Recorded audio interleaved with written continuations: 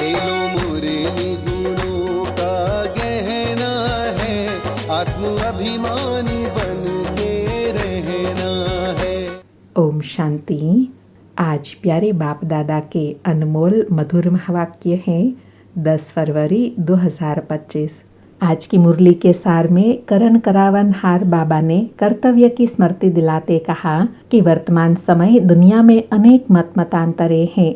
जितने मनुष्य हैं उतनी मतें हैं, जिसके कारण मनुष्य दुखी है। अभी स्वयं भगवान से एक अद्वैत मत मिलती है, जिससे एक सत्य आदि सनातन देवी देवता धर्म की स्थापना होती है, जहाँ सभी मनुष्य सुखी गुण संपन्न होते हैं। इसलिए उनकी महिमा गाई जाती है, सर्वगुण संपन्न, 16 कला संपूर्ण, संपूर्ण निर्विकारी। और साथ में कहा कि सबको समझाना है कि मनुष्य के दुखी होने का कारण है क्योंकि रावण मत पर चलते हैं। रावण श्राप देता है, जिसके कारण दुखी होते हैं, और स्वयं भगवान आकर वर्षा देते हैं, वरदान देते हैं, जो आकर सभी दुखों से मुक्त कर देते हैं। फिर स्मृति दिलाई कि तुम अभी युद्ध के मैदान में हो, परंतु तुम बाहुबल वाले नहीं, योग बल वाले हो, डबल हिंसक। तुम्हारी एम ऑब्जेक्ट लक्ष्य सामने खड़ा है। अभी स्मृति में है हमें मनुष्य से देवता बनना है। उसके लिए कहा कि अभी सिवाय एक बाप के साथ कोई से भी प्रीत नहीं रखनी है। जैसे आशिक माशुक की प्रीत होती है ना, वह एक जन्म के आशिक माशुक होते हैं। तुम तो जन्म जन्मांतर के आशिक माशुक हो, तो नशा रहे वह माशुक स्वयं हमारे सन्मुख है, और वह अभी सन्मुख आकर कहते हैं यह तुम्हारा अंतिम जन्म है। और लास्ट में विशेष पवित्रता के लिए कहा कि बेहद का बाप कहते हैं गृहस्थ व्यवहार में रहते अंतिम जन्म फॉर माई सेक, अर्थात मेरे सदके पवित्र बनो। बाबा बच्चों से यह पवित्रता की भीख मांगते हैं कि गृहस्थ व्यवहार में रहते कमल फूल समान पवित्र बनो और मुझ एक बाप को याद करो, तो फिर यह जन्म भी तुम्हारा पवित्र हो जाएगा। याद में रहने से पास्ट के विक्रम भी विनाश हो जाएंगे, और योग अग्नि से जन्म जन्मांतर के पाप दग्ध हो जाएंगे। तो बाबा कहते हैं सिर्फ माँ में कम याद करो, बाकी पानी के स्नान से आत्मा पावन नहीं बनती। सुनते हैं बाप दादा के अनमोल मधुर महावाक्य। आज बाबा कहे, मीठे बच्चे, तुम्हें बाप द्वारा जो अद्वैत मत मिल रही है, उस मत पर चलकर कलयुगी मनुष्यों को सतयुगी देवता बनाने का श्रेष्ठ कर्तव्य करना है। आज मुरली से प्रश्न है, सभी मनुष्य मात्र दुखी क्यों बने हैं? उसका मूल कारण क्या है? सभी मनुष्य मात्र दुखी क्यों बने हैं? उसका मूल कारण क्या है? उत्तर में बाबा कहे, रावण ने सभी को श्रापित कर दिया है, इसलिए सभी दुखी बने हैं। बाप वर्षा देता, रावण श्राप देता, यह भी दुनिया नहीं जानती। बाप ने वर्षा दिया, तब तो भारतवासी इतने सुखी स्वर्ग के मालिक बने, पूज्य बने। श्रापित होने से पुजारी बन जाते हैं। ओम शांति। बच्चे यहाँ मधुबन में आते हैं बाप दादा के पास। हॉल में जब आते हो तो देखते हो पहले भाई बहन बैठते हैं, फिर पीछे देखते हो बाप दादा आया हुआ है, तो बाप की याद आती है। तुम हो प्रजापिता ब्रह्मा के बच्चे, ब्राह्मण और ब्राह्मणिया। बाबा कहे, वह ब्राह्मण तो ब्रह्मा बाप को जानते ही नहीं है, तुम बच्चे जानते हो। बाप जब आते हैं तो ब्रह्मा विष्णु शंकर भी जरूर चाहिए। कहते भी हैं त्रिमूर्ति शिव भगवान वाच। अब तीनों द्वारा तो नहीं बोलेंगे ना।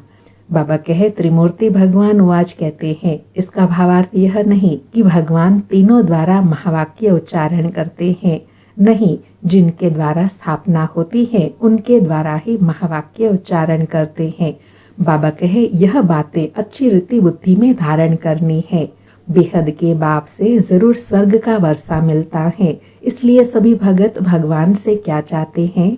बाबा कहे भगवान से वर्षा मिलता है, तो सभी मनुष्य भगवान से क्या चाहते हैं? जीवन मुक्ति। अभी है जीवन बंद। सभी बाप को याद करते हैं कि आकर इस बंधन से मुक्त करो। अभी तुम बच्चे ही जानते हो कि बाबा आया हुआ है। कल्प कल्प बाप आते हैं, पुकारते भी हैं, तुम मात पिता हम बालक तेरे, तुम्हारी कृपा ते सुख घने रे। परंतु इसका अर्थ तो कोई भी नहीं समझते। निराकार बाप के लिए समझ लेते हैं, गाते हैं, परंतु मिलता कुछ भी नहीं है।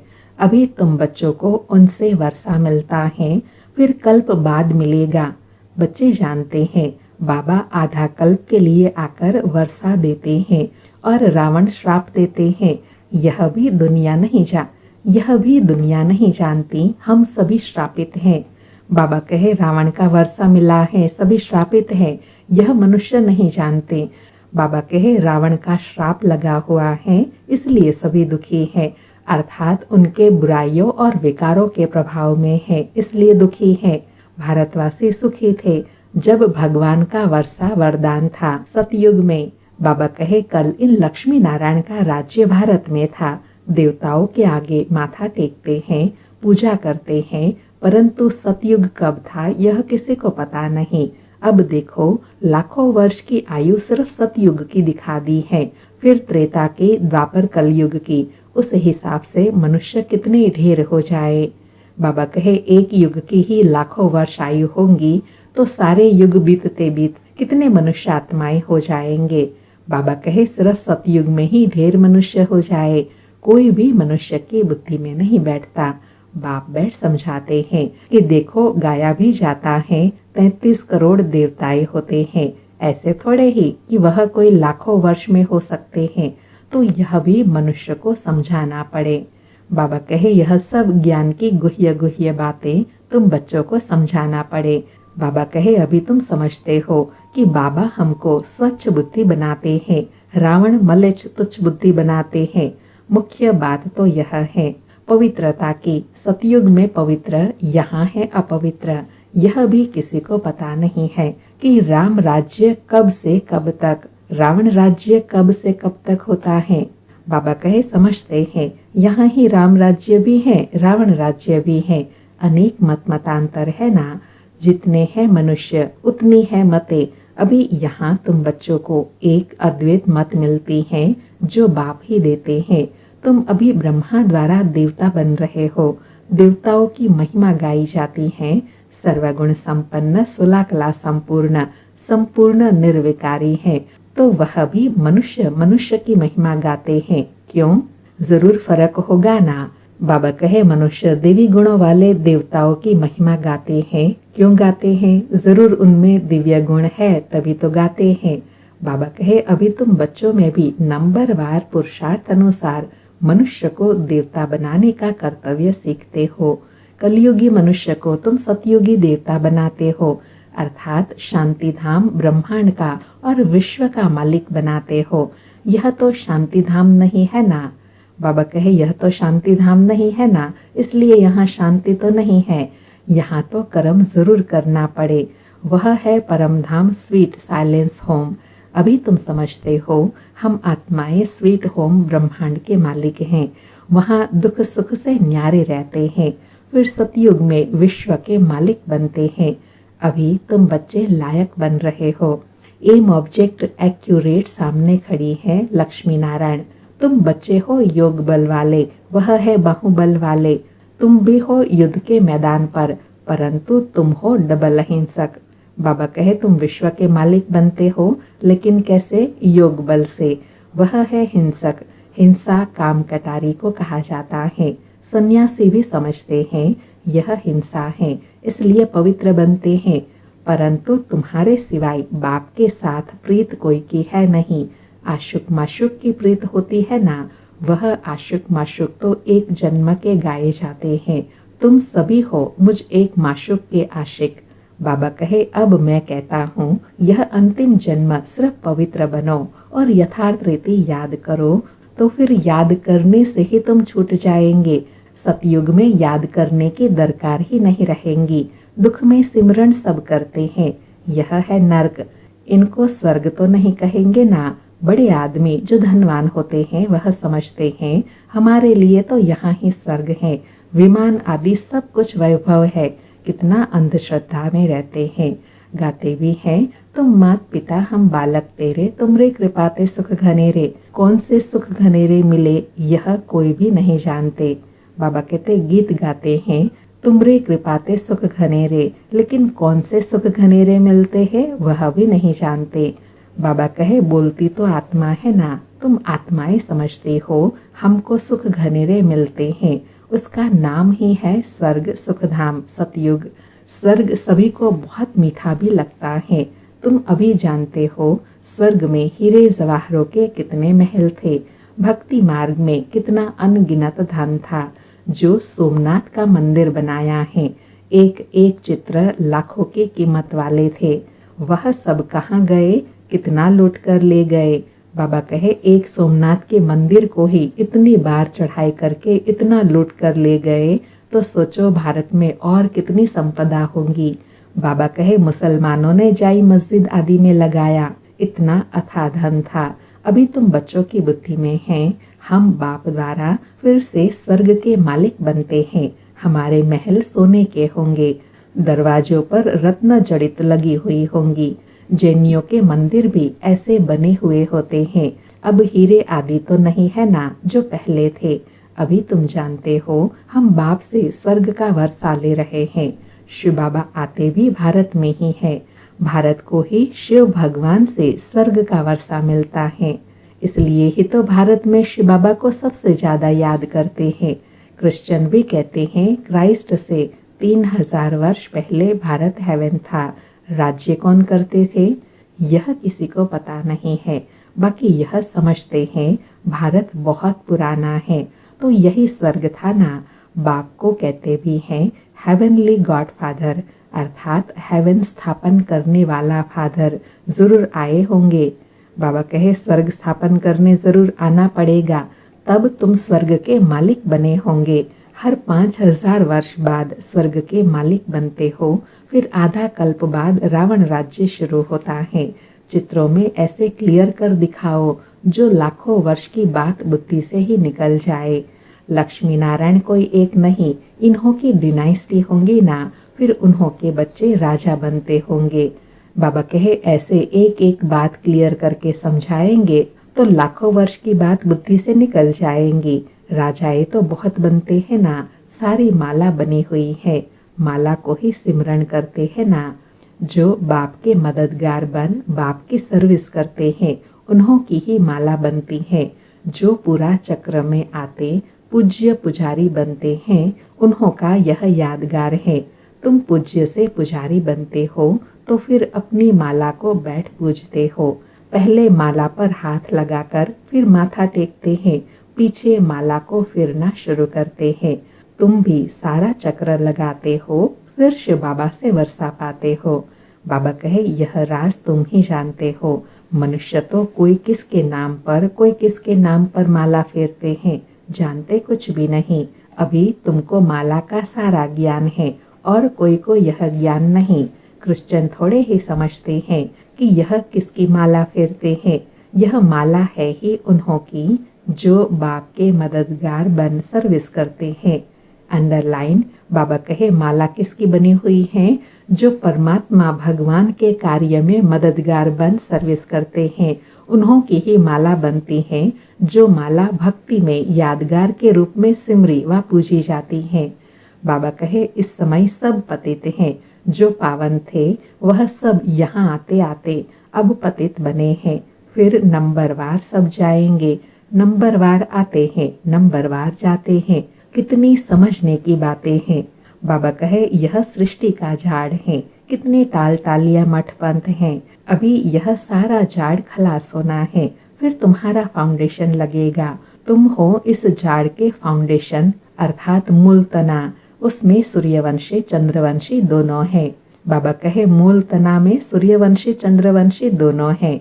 सतयुग त्रेता में जो राज्य करने वाले थे, उन्हों का अभी धर्म ही नहीं है, सिर्फ चित्र हैं। जिनके चित्र हैं उन्हों की बायोग्राफी को तो जानना चाहिए ना। कह देते फलानी चीज लाखों वर्ष पुरानी है, अब वास्तव में पुराने ते पुराना आदि सनातन देवी देवता धर्म है।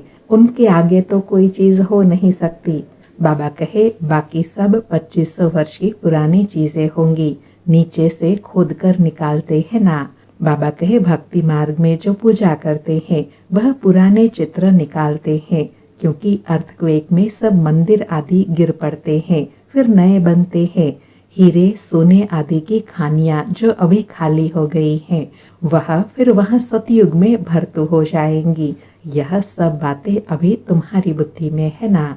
बाप ने वर्ल्ड की हिस्ट्री ज्योग्राफी समझाई है। सतयुग में कितने थोड़े मनुष्य होते हैं, फिर वृद्धि को पाते हैं। आत्माएं सब परम धाम से आती रहती हैं। आते आते जाड़ बढ़ता है, फिर जब जड़ जड़ीभूत अवस्था को पाते हैं तो कहा जाता है राम गयो रावण गयो जिनका बहु परिवार। बाबा कहे अंत होता है तो फिर सबको जाना होता है, चाहे कोई भी हो। बाबा कहे अनेक धर्म है ना, हमारा परिवार कितना छोटा, हमारा ब्राह्मण परिवार कितना छोटा है। यह सिर्फ ब्राह्मणों का ही परिवार है, वह कितने अनेक हैं। जनसंख्या बतलाते हैं ना, वह सब है रावण संप्रदाय। यह सब जाएंगे, बाकी थोड़े ही रहेंगे। रावण संप्रदाय फिर स्वर्ग में नहीं आएंगे, सब मुक्ति धाम में ही रहेंगे। बाकी तुम जो पढ़ते हो वह नंबरवार आएंगे स्वर्ग में। अभी तुम बच्चों ने समझा है कि कैसे वह निराकारी जाड़ मनुष्यात्माओं का जाड़, यह तुम्हारी बुद्धि में है। पढ़ाई पर ध्यान नहीं देंगे तो इम्तिहान में नापास हो जाएंगे। पढ़ते और पढ़ाते रहेंगे तो खुशी भी रहेंगी। अगर विकार में गिरा तो बाकी यह सब भूल जाएंगे। आत्मा जब पवित्र सोना हो तब उनमें धारणा अच्छी हो। सोने का बर्तन होता है पवित्र गोल्डन। अगर कोई पतित बना तो ज्ञान सुना नहीं सकता। अभी तुम सामने बैठे हो, जानते हो गॉड फादर शिव बाबा हम आत्माओं को पढ़ा रहे हैं। बाबा कहे तो कितना नशा होना चाहिए कि अभी हम भगवान के सन्मुख बैठे हैं। ऑलमाइटी अथॉरिटी सुप्रीम टीचर आकर हमें पढ़ाते हैं। हम आत्माएं इन ऑर्गन्स द्वारा सुन रही हैं। पढ़ाने वाला बाप है। ऐसी पाठशाला सारी दुनिया में कहाँ होंगी। वह गॉड फादर भी हैं, टीचर भी हैं, सतगुरु भी हैं। सबको वापस ले जाएंगे। अभी तुम बाप के सन्मुख बैठे हो। सन्मुख मुरली सुनने में कितना फर्क है। जैसे यह टेप मशीन निकली है, सबके पास एक दिन आ जाएंगी। बच्चों के सुख के लिए बाप ऐसी चीजें बनवाते हैं। बाबा कितना नशा दिला रहे हैं कि पहले तो टेप मशीन से मुरली सुनते थे, लेकिन अभी तो बाबा के हर एक बच्चे के पास यह जो साइंस की एडवांस टेक्नोलॉजी है वह हाथ में रहती है। कहाँ भी जाते चलते फिरते बाबा के महावाक्य सुन सकते हैं। बाबा कहे कोई बड़ी बात नहीं है ना, यह सांवल शाह है ना। पहले गोरा था पावन, अभी सांवरा बनता है, तभी तो शाम सुंदर कहते हैं। तुम जानते हो हम सुंदर पावन थे, अब शाम पतित बने हैं, फिर सुंदर पावन बनेंगे। सिर्फ एक क्यों बनेगा, एक को सर्प ने डसा क्या। सर्प तो माया को कहा जाता है ना। विकार में जाने से सांवरे पतित बन जाते हैं। कितनी समझने की बातें हैं। बेहद का बाप कहते हैं गृहस्थ व्यवहार में रहते यह अंतिम जन्म फॉर माई सेक अर्थात मेरे सदके पवित्र बनो। बच्चों से यह भीख मांगते हैं कमल फूल समान पवित्र बनो और मुझ बाप को याद करो, तो यह जन्म भी पवित्र बनेंगे और याद में रहने से पास्ट के विक्रम भी विनाश होंगे। बाबा पवित्रता की भीख मांगते हैं, इसलिए कहते हैं ना तेरे द्वार खड़ा भगवान भगत भर दे झोली। अर्थात अभी बाबा को पवित्रता की मदद चाहिए बच्चों से। बाबा कहे यह है योग अग्नि, जिससे जन्म जन्मांतर के पाप दग्ध होते हैं। सतो प्रधान से सतो रजो तमो में आते हैं तो कला कम हो जाती है, खाद पड़ती जाती है। अब बाप कहते हैं सिर्फ माम एकम याद करो, बाकी पानी की नदियों में स्नान करने से थोड़े ही पावन बनेंगे। पानी भी तत्व है ना, 5 तत्व कहे जाते हैं। यह नदियाँ कैसे पावन हो सकती हैं। नदियाँ तो सागर से निकलती हैं, पहले तो सागर पतित पावन होना चाहिए ना। बाबा कहे यहाँ पानी की बात नहीं है, यहाँ ज्ञान सागर और ज्ञान नदियों की बात है। अच्छा, मीठे मीठे सिके लधे बच्चों प्रति माता पिता बाप दादा का याद प्यार और गुड मॉर्निंग। रूहानी बाप की रूहानी बच्चों को नमस्ते। हम रूहानी बच्चों की रूहानी माता पिता बाप दादा को याद प्यार गुड मॉर्निंग और नमस्ते नमस्ते। सारी मुरली से धारणा के लिए सार हैं। पहला पॉइंट, विजय माला में आने के लिए बाप का मददगार बन सर्विस करनी है। एक माशूक के साथ सच्ची प्रीत रखनी है। एक को ही याद करना है। दूसरा पॉइंट, अपनी एक्यूरेट एम ऑब्जेक्ट को सामने रख पूरा पुरुषार्थ करना है। डबल अहिंसक बन मनुष्य को देवता बनाने का श्रेष्ठ कर्तव्य करते रहना है। आज प्यारे बाबा का वरदान है, विजयपन के नशे द्वारा सदा हर्षित रहने वाले सर्व आकर्षणों से मुक्त भव। विजयपन के नशे द्वारा सदा हर्षित रहने वाले सर्व आकर्षणों से मुक्त भव। स्पष्टीकरण है, विजय रत्नों का यादगार बाप के गले का हार आज तक पूजा जाता है, तो सदा यही नशा रहे कि हम बाबा के गले का हार विजय रतन है। हम विश्व के मालिक के बालक हैं। हमें जो मिला वह किसी को भी मिल नहीं सकता। यह नशा और खुशी स्थायी रहे तो किसी भी प्रकार की आकर्षण से परे रहेंगे। जो सदा विजयी हैं वो सदा हर्षित हैं। एक बाप की याद के ही आकर्षण में आकर्षित हैं। बाबा कहे, सर्व आकर्षणों से परे रहने के लिए विजयपन का नशा रहे कि हम कौन हैं, भगवान के गले का हार है। हम विश्व के मालिक के बालक हैं। यह नशा जब सदा बना रहेगा तो हर कर्म में सदा विजयी रहेंगे, सदा हर्षित रहेंगे। आज का स्लोगन है, एक के अंत में खो जाना अर्थात एकांतवासी बनना। एक के अंत में एक बाबा की याद में खो जाना अर्थात एकांतवासी बनना। आज के अव्यक्त इशारे हैं, एकांत प्रिय बनो, एकता और एकाग्रता को अपनाओ। आज बाबा ने अभ्यास दिया कि अभी सब मिलकर एक दो की हिम्मत बढ़ा के यह संकल्प करो कि अब समय को समीप लाना ही है, आत्माओं को मुक्ति दिलानी ही है। लेकिन यह तब होगा जब सोचने को स्मृति स्वरूप में लाएंगे। जहाँ एकता और दृढ़ता है वहाँ असंभव भी संभव हो जाता है। बाबा कहते हैं, एकता में और एकाग्रता में इतनी शक्ति है जो असंभव कार्य को भी संभव कर देती है। अच्छा, ओम शांति। शुक्रिया बाबा, शुक्रिया।